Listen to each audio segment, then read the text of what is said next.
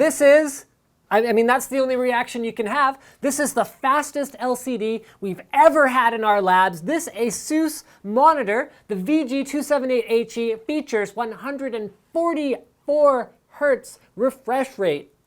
Mind blown.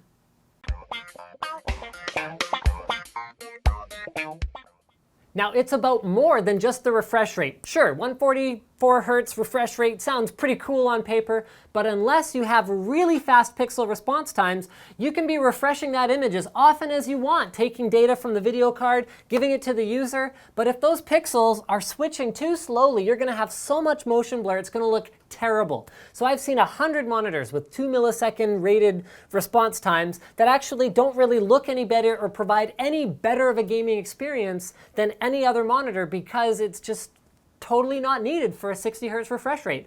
This monitor overclocks almost every aspect. So it's got super fast pixels, a super fast refresh rate, and super fast electronic internals, which mean your input lag, which is one of the main problems with LCDs because of all the image processing that goes on, the input lag, so the time between you move the mouse and the guy turns, is minuscule. So it's providing that twitch feedback, that fast response that gives you the best possible experience, even if you're not using it for stereoscopic 3D, which it is, of course, fully capable of doing because it supports light boost along with the 120 Hz refresh rate, so you can actually turn it down to 120 Hz, go figure, required for NVIDIA 3D vision.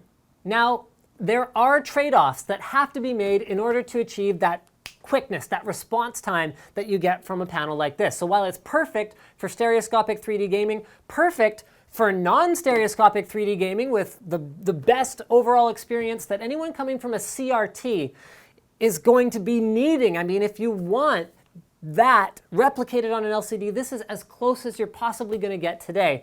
But you do lose a few things. This is a TN panel. We don't have IPS panels or VA panels or PLS panels that have fast enough pixel response times in order to achieve this kind of a refresh rate and have it not look horrible. So that means you do have reduced viewing angles. It's a TN panel, okay? You do have reduced color depth, and because it's optimized for 3D, you're not going to see any higher than a 1080p resolution. Dual link DVI can only carry about 1080p 144 Hz before it runs out of data. So we're going to need to switch to DisplayPort exclusively in order to go any higher than this in terms of resolution and or refresh rate. We're at the limits today. Now, if you want something that doesn't have these resolution limitations, viewing angle limitations, and color depth limitations, then something like the PB278Q might be the answer for you. It's 2560 by 1440 resolution, only 60 Hz in, because remember, the more the resolution, the less response time we can have to avoid running out of data in the DVI link. Okay, it uses a PLS panel, which means you've got beautiful eye-popping color depth, rich blacks, bright whites, but it does cost more. Okay, you get more real estate, you get less real estate, you get a lesser gaming experience in some ways, although the richer colors do contribute as well. But this is the CRT replacement. I hope that clears things up. Now, this episode wouldn't be complete without a physical examination of ASUS's VG series monitor.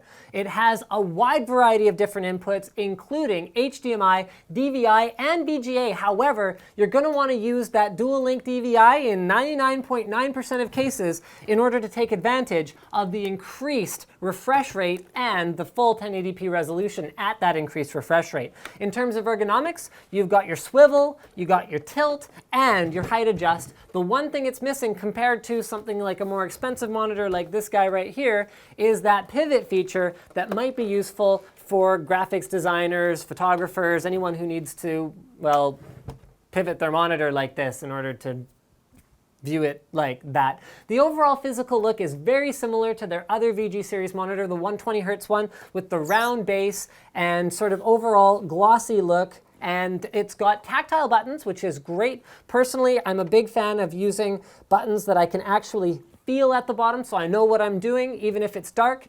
And I think that pretty much covers it. The conclusion of this episode is actually very simple. Buy what suits you. You want the earliest possible opportunity to react to what an enemy is doing in a gaming situation. you want this guy with the 144 Hz refresh rate. If you want more screen real estate, you want more true-to-life colors, you want, well, a lower refresh rate, go with something like this. So this is for the professional graphic designer, Photoshopper, whatever, whoever else, you just need more space to work on, ginormous pictures or whatever else the case may be. Perfect for you. You just want fast pixels. You want to experience games in 3D or not 3D, whatever the case may be. Go with this guy. Thank you for checking out this episode of NCIX Tech Tips, and don't forget to subscribe.